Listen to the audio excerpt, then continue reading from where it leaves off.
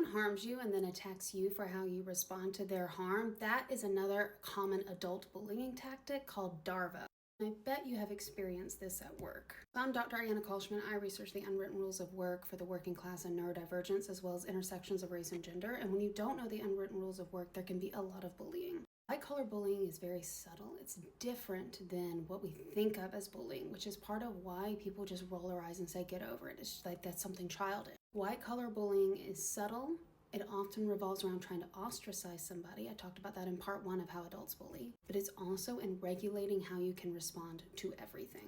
One of the unwritten rules of work is called being assertive but not too aggressive. And this largely depends on who you are, if you are perceived as aggressive versus assertive. Disproportionately, Black women are seen as aggressive for just existing. In my research, I've seen this followed by Black men and Latinos and Latinas and white women and then white men. Very common for people from working class backgrounds to be perceived as aggressive or crude or trashy when they're direct or ask questions. What this rule does is allows people to mistreat you and then police you when you call it out.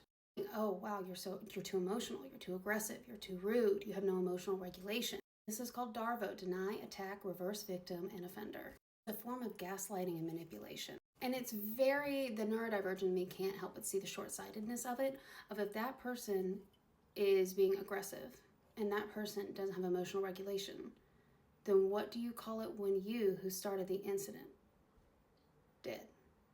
It requires emotional regulation to not bully people. It requires emotional regulation to take accountability. But this doesn't matter in a work environment where the culture has been built on being perceived as not aggressive and not emotional and all those other things. You see this in very minor examples of people who leave nasty comments on people's videos and then are surprised when the creator calls them out on it. We have more extreme scenarios of where someone sabotages your work and you call them out and you say, hey, why didn't I know about this meeting? Or why did you change this and not tell me? And then they're like, wow, so aggressive. So what can you do in these situations? One, you can name the pattern. You can say, I hear you're focusing on my tone and not what I brought up. Want to get back to the actual issue?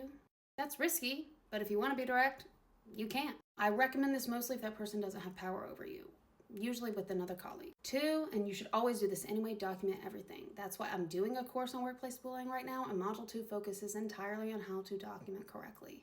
They're not going to teach you how to do this at work because they don't want you to know how to do it.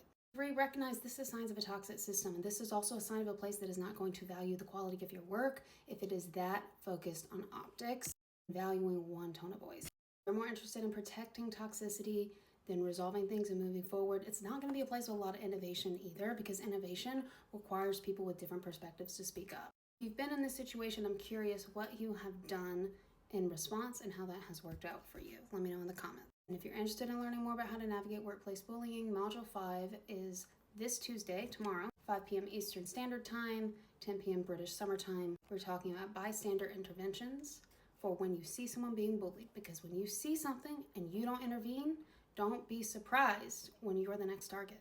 Thanks for watching. If you found this helpful, you want to learn more, join my school linked in my bio. It's where I do all of my courses and I have weekly group coaching. If you want to ask me about your situation one-on-one, you can book some time on my calendar. The first 20 minutes are free and one-on-one coaching is available for purchase. If you want to test the waters first, I recommend joining my Thursday call in my school community where you can learn from other people, network, and ask me questions live.